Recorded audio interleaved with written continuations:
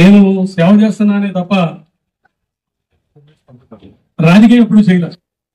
మా మిత్రులు అదే అంటారు, రాజకీయం నీకు తెలియదన్నా సేవే తెలుసని. ఆ సేవకే ప్రతిరూపమయ్య గారు వచ్చిన జనం మొత్తం. నా భార్య అనుక్షణం నేను రోజువేట కూడా ఆస్తులు మొత్తం రాజకీయంలో నమ్మేశాను. అన్ని అవగొట్టుకుని వచ్చినా కూడా నా వెంట మా భార్య వచ్చింది. ఇక్కడికి వచ్చాక కూడా నేను సేవ చేస్తూ రాజకీయం అని భ్రమపడ్డా. మిత్రులు చెప్పినట్టు ఎన్నోసార్లు రాజీపడ్డా. నా ఆశయమే కాదు, నా భార్య కోరిక కూడా. ఇవాళ భౌతికంగా తను లేకపోయినా ఇంతమంది అభిమానంతో రాబోయే రోజుల్లో ఈ డివిజన్ కార్పొరేటర్ గా పోటీ చేస్తా. నిజమైన నిస్వార్థం లేని,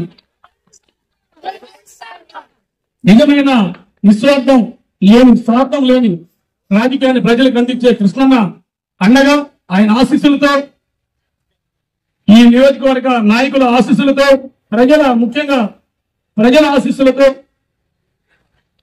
నిస్వార్థమైన రాజకీయాలను అందించి ప్రజాసేవలు అందిస్తానని, అదేవిధంగా మా మిత్రులు చెప్పారు, స్వార్థంతో కూడిన పత్రిక ఏం నడుస్తుంది, అబద్ధాల పూరితమైన పత్రికలు నడుస్తున్నాయి. కానీ ఇంతమంది నిస్వార్థంగా ఉన్న, అంటే ఒక్కొక్క వ్యక్తి కొన్ని లక్షల మందితో సమానం.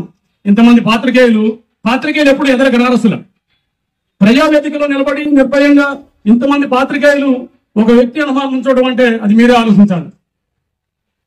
మీ ఆశలకి, నా ఆశయానికి మీ ఆశీస్సులు ఎప్పుడు ఉండాలని మనస్ఫూర్తిగా కోరుకుంటూ సెలవు తీసుకుంటున్నాను.